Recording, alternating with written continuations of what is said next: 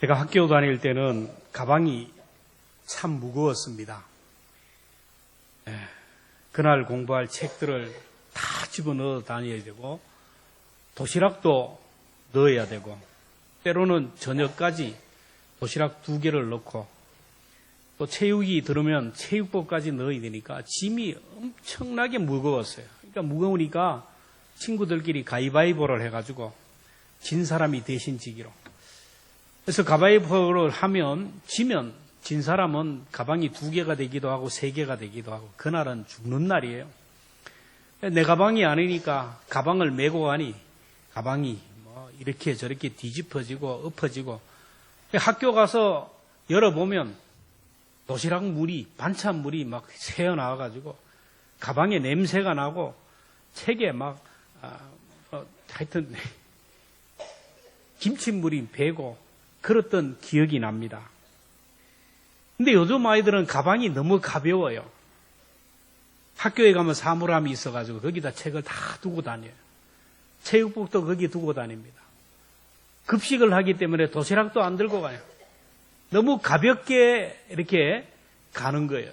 짐이 참 가볍다. 근데 가만히 보면 물리적인 짐은 가볍지만 정서적이고 정신적인 짐은 그 옛날에 비해서 더 중압감을 느껴요. 초등학교 들어가기 전에 한글을 다 마스터해야 돼요. 영어도 다 배워야 됩니다. 수학도 다 해야 돼요. 얼마나 빠른지 뭐 선행학습 해가지고 3학년 끝까지 공부를 하고 가니 얼마나 스트레스가 되겠어요. 그래서 옛날에 비해서 너무너무 힘든 짐을 지고 간다. 생존 경쟁이 치열한 시대. 다른 사람보다 지면 안 된다. 네 옆에 있는 애는 네 경쟁 대상이다. 그러니까 치열하게 경쟁하며 살아가기 때문에 스트레스를 많이 받아요. 지난 주간인가 지난주에 서울에 이제 문상을 갔는데 장례식에 가면 이렇게 이제 올해 연수를 다 하고 가시는 분들을 보면 뭐 그게 잔치집 같아요. 근데 뭐 30대 아니면은 20대, 10대가 가는 걸 보면 마음이 아파요. 근데 보니까 중학생이 아주 이쁜 교복을 입은 중학생이 그 초상이 났어요. 사진이 있어요. 마음이 너무 아팠는데 알고 보니 1등 하는 애가 2등 떨어졌다고 스트레스를 받아가지고 죽었대요. 여러분, 꼴찌 하는 애는요, 공부가 스트레스가 안 돼가지고 절대로 죽지 않습니다. 꼴찌 하는 애는요, 잠도 잘 오고요, 꼴찌 하는 애들은요, 절대로 스트레스를 받지 않고 밥도 잘 먹고 그래요. 근데 공부가 스트레스인 사람은 이 공부에 정말 너무 힘들게 되고 결국 이 아이들이 문제가 일어난다라는 겁니다. 중간고사, 기말고사, 내신 성적, 대학이라는 짐이 있고 대학에 들어가면 끝납니까? 취업이라는 또 짐도 있죠. 결혼이라는 짐도 있죠. 그래서 아이를 낳으면 이 아이가 골칫덩어리가 되어가지고 짐이 돼요. 그러니까 아이를 안 낳는 저출산 인구 소멸의 시대가 되었다라는 것입니다. 평생 약을 드시는 분들 있죠? 없는 것처럼 하지 마세요. 건강에 짐을 지는 거예요, 하나씩. 빚을 지고 계신 분이 있습니까? 재정의 빚을 지고 있어요. 재정의 짐을 지고 있어요. 자녀가 결혼을 하지 않거나 또 자녀가 취업을 못하면 또 자녀의 짐을 또 지게 돼요. 어떤 사람은 남편의 짐을 지고 어떤 사람은 아내의 짐을 지고 어떤 사람은 부모의 짐을 지고 목사는 교회의 짐을 지게 되고 여러분 교인들이 안 나오면 스트레스를 받아요 안 받아요? 솔직하게 누가 그래서 받는다? 정신살 교회 교인들이 안 보이면 스트레스를 받아요? 목사는 스트레스를 받아요. 안 보이면 스트레스가 돼요. 짐이 돼요. 우리나라 사람들은 전부 무거운 짐에 시달리고 스트레스를 받고 그래서 불면증으로 시달리는 사람이 점점 더 많아지고 그래서 수면제를 먹어야 자는 분들이 너무너무 많아요. 정신질환으로 어려움을 당해서 약을 먹어야 되는 분들이 너무너무 많습니다. 우리나라 OECD 국가 중에 자살률 세계 1위 계속 1등 합니다. 이거는 뭐 몇 년 동안 1등이에요. 자살 그러면 1등. 이렇게 쉽게 자기 목숨을 끊는지 몰라요. 그만큼 무거운 짐으로 고통을 당하고 있다라는 것이고, 그 짐을 회피하는 과정 속에서 정신질환을 앓게 되는 거예요. 정신병을 의학 용어로 정신분열증이다, 그렇게 얘기합니다. 우리가 무엇을 하든지 정신을 집중하면 정신일도면 하사불성이라 못하는 게 없어요. 집중하면 되는데, 문제는 큰 충격을 받아요. 감당하기 어려운 충격을 받으면 이게 정신이 헷갈리는 거예요. 정신이 돌아버리는 거예요. 분산되는 거예요. 그래서 돌았다. 어느 날 희죽희죽 웃고 돌아다니고, 어느 날 머리에다 꽃을 꼽아가지고 돌아다니는 거예요. 충격을 받았는데 체력적으로나 정서적으로 마음으로 감당이 안 되니까 이걸 회피하는 과정 속에서 정신분열이 일어나요. 사람이 살아가면서 짐이 없는 사람이 어디 있겠어요?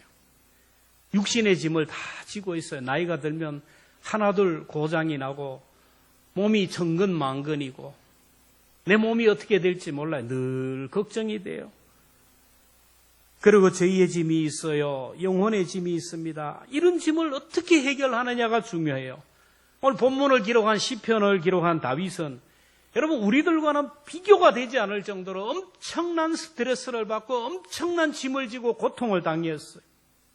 다윗에게 있었던 짐이 무엇일까요? 다윗은 8형제 중에 막내. 요즘 같으면 뭐 아무것도 아니지만 그 당시 막내는 그야말로 찬밥 중에 찬밥이에요. 첫째, 둘째, 셋째, 내려가도 다섯째까지, 더 나아가면 여섯째까지, 8번째는 국물도 없어요. 사무엘이 2세의 아들 중에 이스라엘 왕으로 기름 붓는다 그러니까 다윗이 다른 아들들은 다 목욕시키고 옷 입혀가지고 그 사무엘의 면접을 받기 위해 준비했어요. 그런데 다윗은 형들이 두고 온 양이나 치는 들에서 양을 치고 있었어요. 아버지도 다윗을 그 자리에 기회를 줘야 됩니다. 아들입니다. 그런데 너는 아니다. 아들 취급도 하지 않았어요. 양이나 치게 했어요. 다윗의 아버지를 보면 성경을 보면 형들이 전쟁터에 나가 있는데 그 위험한 전쟁터에 심부름을 보낼 정도로 우선순위에서 밀렸고 형들에게 사랑받지도 못하고 아버지에게 버림받은 자식처럼 살았어요. 그래서 다윗은 시편 27편 10절에 고백합니다. 내 부모는 나를 버렸으나 여호와는 나를 영접하시리라. 하나님의 은혜로 다윗이 16살 때 왕이 됩니다. 양을 치는 다윗을 하나님이 그를 불러요. 그래서 왕으로 기름을 부었어요. 근데 이 기름 부은 것은 사울 왕이 살아있을 때이기 때문에 이거는 극비 중에 극비예요. 누구도 모르는 거예요. 아무도 몰라줘요. 다윗의 아버지도 몰라줬어요. 그러다가 다윗이 골리앗을 물리치는 순간 사울 왕의 주적이 되어서 도망자 신세가 돼요. 여러분 14년 동안 도망자가 돼요. 14년. 여러분 한 달만 도망 다녀도 죽을 지경인데 국가 공권력으로 이 3,000명의 군사들을 동원해가지고 잡아 죽이려고 하는데 피할 데가 없어요. 도와주는 사람이 있으면요 몰살시켜요. 산으로 강으로 들로 사람이 없는 곳에 숨어 사는 거예요. 다윗이 너무너무 힘드니까 높 지방에 제사장들이 사는 지방에 가서 찾아갔는데 제사장이 다윗을 불쌍히 여겨서 먹을 것도 주고 그리고 골리앗을 죽였던 그 칼도 줬어요. 이 사실을 도액이라는 아주 나쁜 사람이 사울에게 알려서 사울이 급히 군사들을 보내가지고 높 지방에 있는 85명의 제사장들을 다 도륙시켰어요. 자, 이 정도면은 다윗이 갈 데가 어디 있겠어요? 다윗이 어느 집에 찾아가면 다 도망가는 거 오지 말라고. 만나기만 하면 삼족이 멸합니다. 그 누가 다윗을 도와줄 사람이 있겠습니까? 그렇게 피난자 생활을 하다가 어느 날 30세가 되었을 때 갑자기 사울 왕이 전쟁터에서 죽자 헤브론에서 반쪽짜리 왕이 됩니다. 7년 6개월 동안 왕으로 직계. 그리고 7년 후에 드디어 이스라엘 왕이 되어서 33년을 다스려서 결국 40년을 왕으로 살아. 40년 왕위가 되었으면 야 부럽다. 여러분 성경을 보면서 다윗의 생애를 쭉 보면 나는 다윗처럼 되라고 하면 절대로 안 해요. 여러분 형제들이 서로 왕권을 다투기 위해서 물고 뜯고 싸우고 피가 터지게 싸웠어요. 아들 압살롬이 반역을 합니다. 아버지를 죽이기 위해서 칼을 빼고 그렇게 믿었던 신하들이 다윗을 향하여 칼을 들이댑니다. 아들이 아버지의 첩을 백주대낮에 농간을 합니다. 다윗은 한순간에 충동을 이기지 못해서 충신 우리아의 아내를 버건하고 충신을 전쟁터에서 죽게 합니다. 한순간에 충동을 이기지 못하여 한 가정을 깨뜨리고 한 사람을 죽이고 그렇게 양심의 가책을 당해서 그렇게 고통을 당해요. 그럼에도 불구하고 하나님이 다윗의 이름을 얼마나 많이 불러주는지 성경에 보면 다윗이라는 이름이 800회나 나와요. 우리 이름이 한 번이라도 들어가면 얼마나 좋겠어요. 800번이나 다윗, 내 마음에 합한 다윗이라고 그랬어요. 지금까지 이스라엘 백성도 다윗을 가장 존경하는 인물로 여겨요.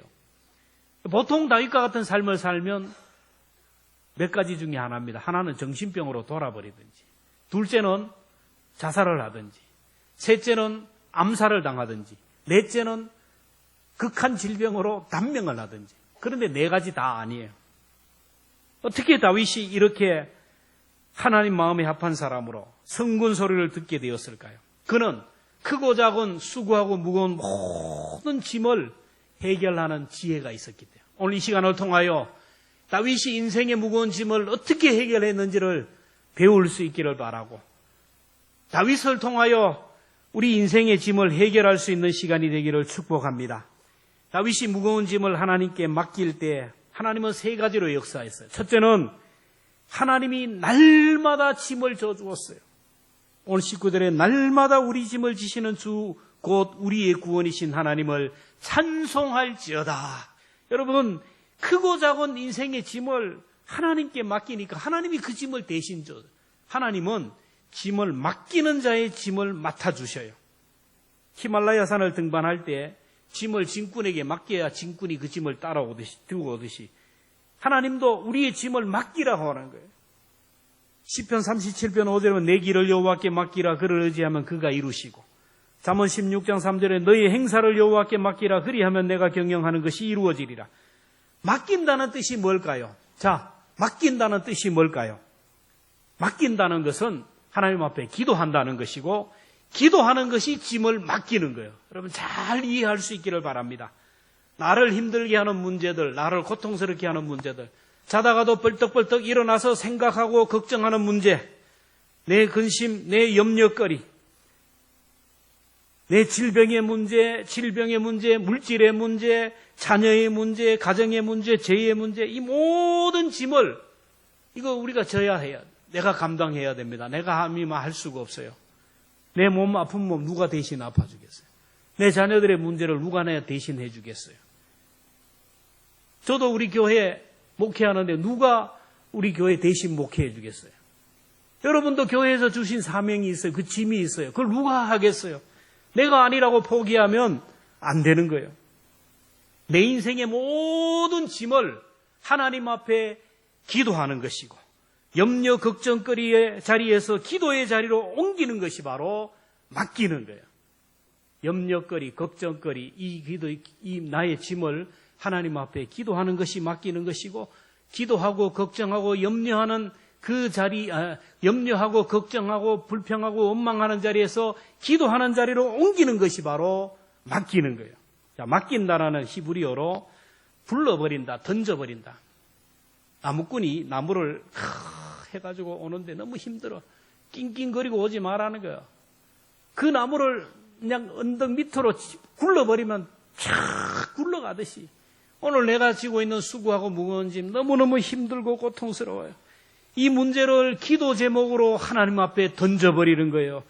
기도 제목으로 하나님 앞에 던져버리고 불평하고 원망하고 한숨 쉬고 너 때문에 아버지 때문에 누구 때문에 하는 그 자리가 아니라 하나님 앞에 기도하는 자리로 나오면 이 문제는 하나님 앞에 던져진다라는 거예요.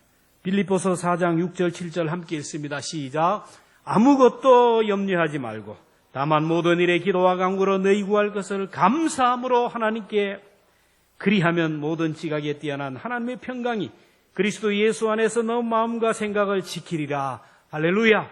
우리의 모든 짐을 기도 제목으로 바꾸고 기도의 자리로 옮겨가면 하나님이 짐을 대신 져주시기에 마음이 편안하다는 거예요. 여기서 생각할 것은, 자, 우리가 하나님 앞에 크고 작은 문제를 기도했어요. 내 건강의 문제, 질병의 문제를 하나님 도와주십시오. 고쳐주십시오. 자녀의 문제를 가지고 하나님 앞에 고쳐주십시오. 취업하게 해주세요. 결혼하게 해주세요. 내 인생의 문제를, 내 질병을 고쳐주세요 하고 던져버리면, 그다음 딱 돌아서면 내 짐이 끝납니까? 여전히 그 짐은 그대로 있어요. 가난의 문제, 자녀의 문제, 여전히 나를 힘들게 하는 문제들이 있어요. 그러나 주님에게 맡기면 쉼과 평안을 얻는 이유가 뭐냐?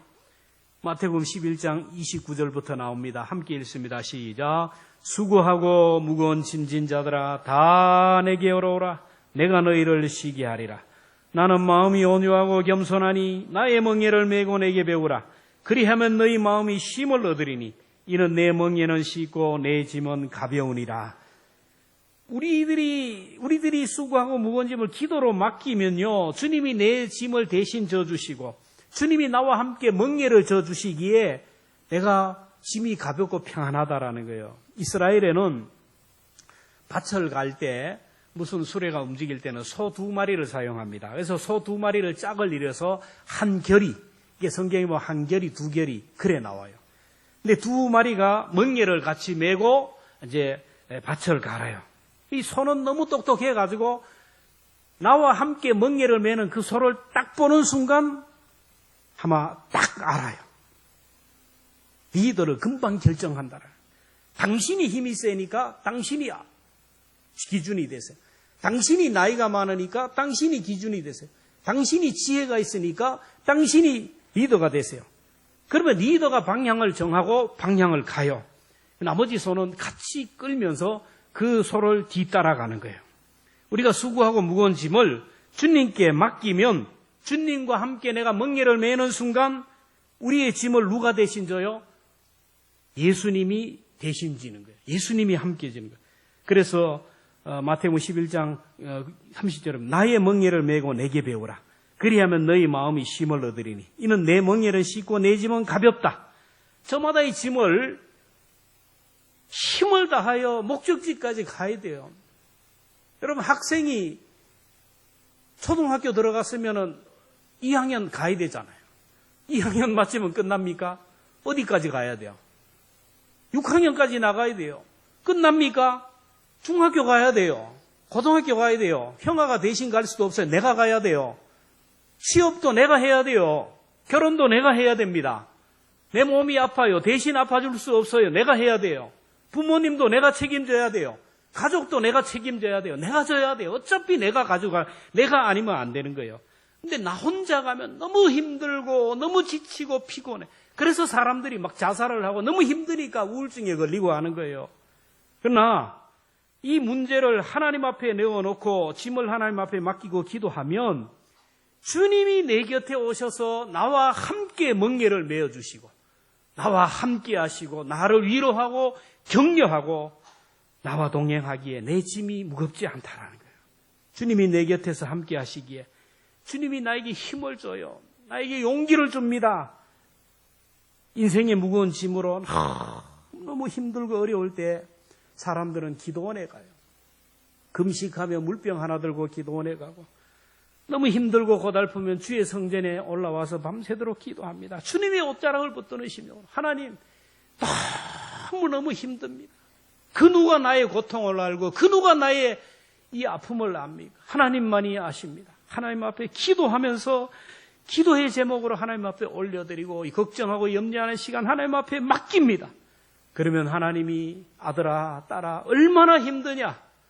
네가 힘든 거 내가 안다. 너무 힘들지. 잘 왔다. 내가 너와 함께 할 것이고 내가 너를 도와줄 것이다. 나의 의로운 팔로 너를 붙들고 세상 끝날까지 내가 너와 함께 할 것이다. 이 주님의 강력한 임재를 경험하는 순간 더 이상 내가 진 짐은 짐이 아니에요. 더 이상 내가 당하는 고통이 안 됩니다. 그렇다고 해가지고 질병이 나은 것도 아니고 내 자녀의 문제, 경제적인 문제, 얽히고 설킨 문제가 풀어진 것도 아니에요. 근데 주님이 나와 함께하는, 주님이 나와 동행하시고 주님이 나와 함께 하신다는 이 확신 때문에 기쁨으로 감사함으로 돌아오는 겁니다. 시편 기자는 고백합니다. 시편 55편 22절에 내 짐을 여호와께 맡기라. 그가 너를 붙드시고 의인의 요동함을 영원히 허락하지 아니하리라. 하나님 앞에 짐을 맡기는 사람은요, 흔들리지 않는데요, 요동하지 않는데요, 하나님이 붙들어 주시는 거예요. 다윗은 자기를 죽이려 하는 악한 무리들, 자기를 배신하는 무리 때문에 너무너무 고통당했어요. 그가 그래서 하나님 앞에 기도하는 모습이 시편 109편인데, 여러분, 우리가 다른 사람을 괴롭게 하면 안 되는 이유가 시편 109편을 보면 돼요. 집에 가셔서 109편을 보세요. 저는 109편을 보면서 나는 다윗보다 괜찮다. 야, 아무리 자기를 괴롭히고 힘들게 해도 시편 109편에 보면 다윗이 원수를 저주하는 모습을 보면요, 기가 막혀요. 저는 이런 기도 못 드려요. 그거 보면 그래요. 하나님, 저 원수들을 심판해서 단명하게 해달라고. 빨리 죽여달래요. 와, 여러분 그런 기도할 수 있나요? 저 후손들 대를 끊어버리고 씨를 말려주시고 후손들이 모두가 구걸하게 해달라. 거지가 되게 해달라. 더 이상 말 안 해요. 얼마나 악한 말로 막 저주하는지 몰라요. 그렇게 하나님 앞에 내 인생의 짐을 막 쏟아놓는 거예요. 내 속에 있는 쓴뿌리를 막 쏟아놔요. 그때 하나님이 다윗에게 함께 하셔서 다윗의 마음과 생각을 붙들어 주셔요. 내가 너와 함께 한다. 내가 너를 붙들어 준다. 내가 너와 함께 하는데 뭘 걱정하느냐. 주님이 나와 함께 한다는 이 강력한 하나님의 임재를 경험하는 순간 막 저주하다가 그 영혼을 불쌍히 여기고 원수를 불쌍히 여기고 위하여 기도하는 자리에 가잖아요. 여러분, 오늘도 수고하고 무거운 짐이 있으면 여러분 하나님 앞에 기도로 맡기시기를 주의 이름으로 축원합니다. 걱정하고 염려하고 아무리 불평하고 원망해도 문제가 안 돼요. 짐을 맡기는 자의 짐을 하나님이 맡아주세요. 그리하면 모든 지각에 뛰어난 하나님의 평강이 그리스도 예수 안에서 너희 마음과 생각을 지켜주시리라. 하나님의 말씀이요. 다윗이 인생의 짐을 하나님께 맡길 때 하나님이 일어나 구원해 주셨어요. 하나님 이 말씀을 보면서 막 너무너무 힘을 얻었어요. 여러분 가부장적 가정에서 아버지가 아주 엄합니다. 아버지가 한번 얘기하면 아무 소리 못해요. 이 엄한 아버지는 웬만해서는 잔소리 안 해요. 웬만해서는 화를 안 냅니다. 웬만해서는 매를 안 들어요. 여러분 집에서 말만 하면 잔소리하고 말만 내면 화가 내는 사람은 겁낼 거 하나도 없어요.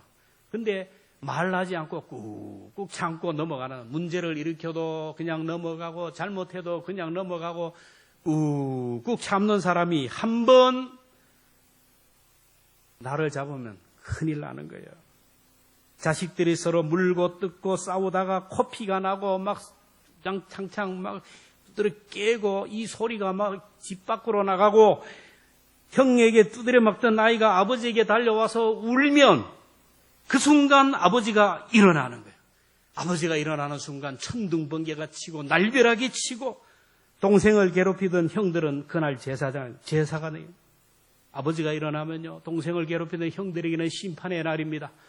그리고 동생에게는 평안과 샬롬의 날이 찾아와요.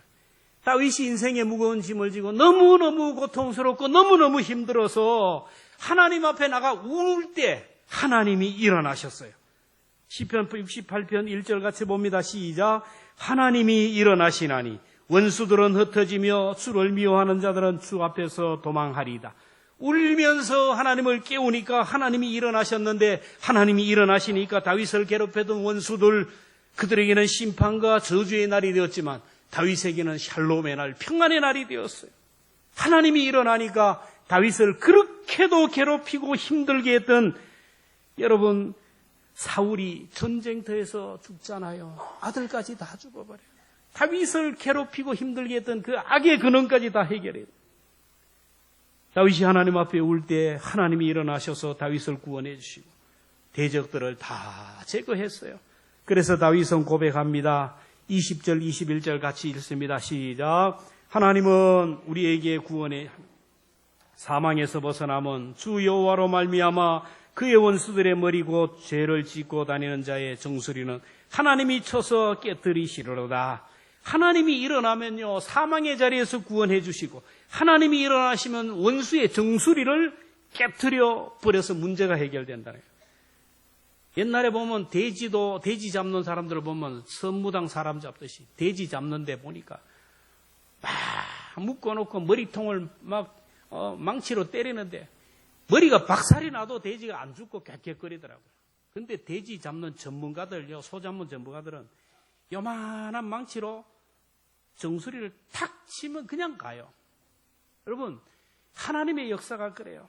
하나님이 한번 일어나면요, 하나님이 한번 손을 쓰면 사탄마귀의 급소를 쳐버리면은 한순간에 끝나버려요. 그렇게 길이 교회를 힘들게 하고 민족을 힘들게 하고 악한 자들을 하나님이 한번 불어버리면 흔적도 없이 사라져요. 홍해에 그냥 묻어버리잖아요. 너희는 가만히 있어 여호와의 구원하심을 보라. 이스라엘 백성들을 추격하고 죽이려고 달려왔던 애굽의 그 무리들을 잠시 후에는 흔적도 없이 사라져요. 이 하나님의 역사라는 거예요. 여러분, 하나님이 일어나시면요, 하나님이 은혜를 베푸시면요, 우리를 얽매여 있던 모든 결박들이 끊어질 줄로 믿습니다. 인생의 무거운 짐으로 고통당하고 힘들다면 여러분, 하나님을 깨워야 돼요. 예수님이 타고 계신 배에도 풍랑이 일어나요. 제자들이 예수님과 함께 배를 타고 가는데 풍랑이 일어나. 너무 죽을 지경 고통스러워. 그때 예수님을 깨우잖아요. 고물 밑에서 주무시는 예수님을 깨우자. 예수님이 일어나는 순간 풍랑을 향하여 잠잠하라. 우리가 풍랑 가운데 우리가 할 것은 주님을 깨우는 일이야. 예레미야 33장 3절에 보면 너는 내게 부르짖으라. 내가 내게 응답하겠고 내가 알지 못하는 크고 엄밀한 일을 내게 보이리라. 우리가 부르짖어 기도하고 소리쳐 기도하고 통성으로 기도하면 하나님이 일어나신다라는 거예요. 하나님이 일어나시면요, 문제가 해결되고 기도가 응답되고 막힌 담이 열려질 줄로 믿습니다. 스데반이 복음을 전하다 돌에 맞아 죽어요. 우리가 볼 때는 순교입니다. 그 당시 스데반의 입장에서 보면 사형을 당하는, 국법으로, 유대인들의 국법으로 돌에 맞아 사형을 당하는 거예요. 얼마나 억울해요. 복음 전하다가, 내가 복음을 전하다가 무슨 죄가 있는데 내가 죽어요. 죄인으로 죽어요. 그럼 가족들은 어떻게 됩니까? 다 대역죄인의 가족이 돼요. 얼마나 억울하겠어요. 너무너무 고통스러워 원통스러워요. 그래서 하늘을 향하여 기도할 때 하나님이 일어나잖아요. 사도행전 7장 55절부터 봅니다. 시작. 스데반이 성령 충만하여 하늘을 우러러 주목하여 하나님의 영광과 및 예수께서 하나님 우편에 서신 것을 보고 말하되 하늘이 열리고 인자가 하나님 우편에 서신 것을 보노라. 인생의 무거운 짐을 지고 너무 고통스러워서 하나님 앞에 나와 하나님을 깨우고 울 때 하늘 문이 열리고 예수님이 자리에서 팍떡 일어난 것을 보는 거예요. 인생의 무거운 짐으로 고통스러운 나날을 보내고 계신 분이 계십니까? 아직까지 해결되지 않는 짐이 있고 아직까지 열려지지 않는 문에서 문을 두드리고 계시는 분이 있습니까? 나를 힘들게 하는 문제, 억울한 소리를 듣고 내 마음이 갈기갈기 찢어지고 억울한 분이 계십니까? 자녀의 문제가 해결되지 않고 건강의 문제가 해결되지 않고 재정의 문제가 해결되지 않는 분이 있습니까? 여러분, 하나님을 깨워야 돼요. 대충 해서는 하나님이 일어나지 않아요. 성경에 보면 하나님이 일어날 때 대충 그래요. 하나님 아시잖아요. 하나님 아들 아닙니까? 도와주세요. 천만의 말씀. 부르짖어 기도하고 소리질러 기도하고 금식하며 기도하고 작정하며 기도하고 새벽을 깨워 기도해요. 여러분, 이 성전 밤에는 아무도 없어요. 여러분, 이 성전에 와서 소리질러 부르짖어 기도하며 하나님을 깨워보시기를 바랍니다. 새벽을 깨우며 하나님을 깨워보시기를 바랍니다. 하나님이 일어나시면 하나님이 문제를 해결해 주실 줄로 믿습니다. 그 문제 가지고 나 혼자 걱정하고 염려하고 하나님을 깨우면 문제가 해결돼요. 마지막으로 인생의 짐을 맡기면요, 하나님이 앞서 길을 내신다. 7절에 하나님이여 주의 백성 앞에서 앞서 나가사 광야에서 행진하실 때 수고하고 무거운 짐, 고통스러운 짐을 하나님 앞에 다 기도할 때 하나님께서 다윗 앞서 길을 내셨대요. 이스라엘 백성들을 광야 40년 동안 길을 내셨던 그 하나님이 다윗의 길을 인도했는데 다윗보다 한 걸음 앞서서 인도했더라. 이스라엘 백성들이 광야 40년을 이제 지나는데 자기들이 갔던 길은 누구에게도 들어본 일이 없어요. 한 번도 가본 일이 없어요. 사막입니다. 가도 끝이 없는 모래만 있는 길이에요. 바람 한번 불어버리면 산이 변해요. 평지가 되고. 어제 보였던 그 지형물이 다 사라져요. 어디를 가야 될지, 어느 곳으로 가야 될지, 언제 가야 될지 몰라요. 그런데 하나님이 그들 앞에 길을 내었어요. 그게 뭡니까? 하나님의 법궤 위에, 하나님의 성소 위에 낮에는 모든 사람이 볼 수 있도록 구름 기둥이, 밤에도 모든 사람이 볼 수 있는 불 기둥이 그들을 인도했어요. 그래서 구름 기둥이 인도할 대로 가고 불 기둥이 인도하는 대로 가다 보니까 반석에서 생수를 바다 바위를 쳐서 생수를 만나와 메추라기를 먹이시고 결국 구름 기둥 불 기둥 따라가다 보니 적과 꿀이는 가나안 땅에 도착했다라는 거예요. 다윗도 마찬가지예요. 가도 끝이 없어요. 산 넘어 산, 또 계속 고난의 길이에요. 도피자의 생활입니다. 한 치 앞을 모르는 죽음의 길을 갑니다. 그러나 하나님께서는 다윗 앞에 한 걸음 한 걸음 인도하는 그 길을 따라갔다라네. 성경을 보세요. 다윗은 항상 하나님 앞에 물어봐. 전쟁이 일어나면 그냥 나가 싸워야 되는데 하나님 앞에 기도해요. 나갈까요? 말까요? 나가라 그러면 전쟁. 어디로 갈까요? 지금 저기 매복해 있는데 어디로 갈까요? 하나님이 이쪽으로 가라 그럽니다. 구체적으로 말씀하실 때 순종해서 갔어요. 그래서 다윗은 가는 곳마다 승리했고 다윗을 대적하는 자들이 다 패했어요. 다윗 앞에 길을 인도했던 그 하나님이 오늘도 저와 여러분 앞에 길을 인도하는 것을 볼 수 있기를 주의 이름으로 축원합니다. 우리는 한 치 앞을 몰라요. 오늘 우리 앞에 어떤 일이 일어날지요. 이번 달에 내 앞에 어떤 일이 일어날지, 우리 가정에 우리 자녀들에게 어떤 일이 일어날지 몰라요. 그러나 매일 말씀 묵상하잖아요. 매일 말씀 묵상. 매일 그 말씀을 읽다가 보면 말씀이 나에게 인도하는 길이에요.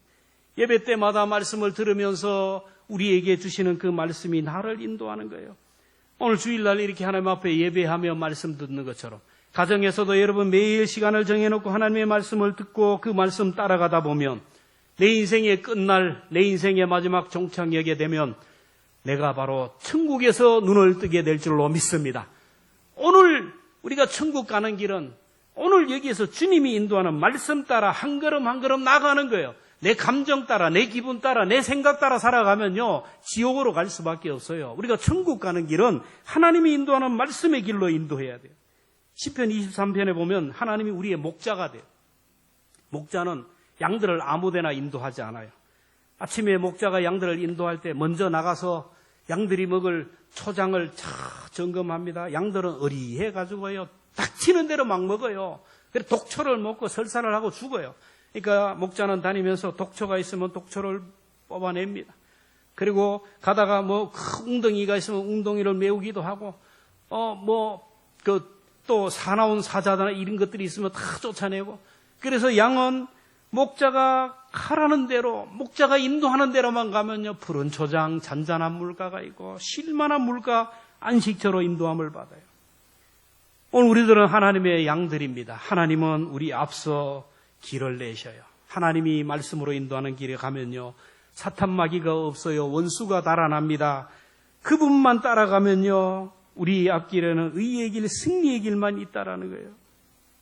이스라엘 백성들이 하나님의 인도를 따라갔을 때 적과 꿀이는 땅에 들어갔듯이 오늘 우리들도 매 순간순간마다 말씀 따라 하나님의 인도 따라가다 보면요 사탄 마귀가 우리를 역사하지 못해요. 사탄은 오늘도 우리를 천국까지 못하도록 온갖 유혹을 합니다. 같은 방법으로 우리의 발목을 잡아요. 내 감정대로 살라고 합니다. 네 기분대로 살라고 합니다. 네가 옳다. 네 마음대로 해라.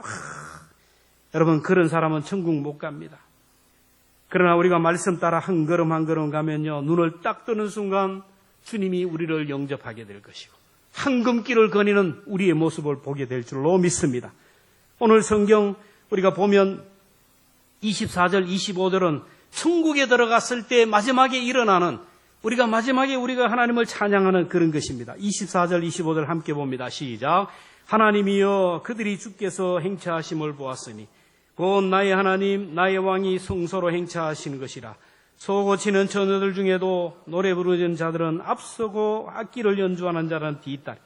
우리가 주님 따라 한 걸음 한 걸음 가다 보면요, 내 인생의 마지막 딱 되는 순간, 요단강을 건너는 순간 사망이 엄침한 골짜기를 지나면서 천국 문이 열리게 되고 그곳에서 주님이 행차하는 거예요. 오늘 믿음의 사람들을 천국까지 인도했던 그 주님이 확 들어가는 거예요. 그러자 그 주님을 뒤따라서 수많은 천군 천사들이, 하나님의 사람들이 찬송하면서 주의 성전을 향하여 올라간다라는 거예요. 마지막에, 우리가 마지막에 도착해야 할 것이 바로 여기고 우리 인생의 마지막 종착점이 바로 천국이라는 거예요. 사탄은 오늘도 우리 발목을 잡고 우리를 넘어뜨리려고 합니다. 우리가 이 땅에 살면서 다 져야 할 인생의 짐, 수고하고 무거운 짐, 여러분 기도 제목으로 하나님 앞에 맡길 수 있기를 축원합니다. 문제가 있을 때마다 하나님 앞에 부르짖어 기도하면서 하나님을 깨우시기를 주의 이름으로 축원합니다. 조금만 관심을 가지면요, 조금만 성경을 보면요, 예배에 집중하면요, 하나님이 나에게 어떻게 살라고 말씀으로 인도해요. 그 말씀 따라 한 걸음 한 걸음 걸어감으로 인하여 다윗이 갔던 그 믿음의 길을 통하여 승리의 길을 갔던 것처럼 우리 모두도 승리의 길을 걸어가는 저와 여러분 되기를 축원합니다.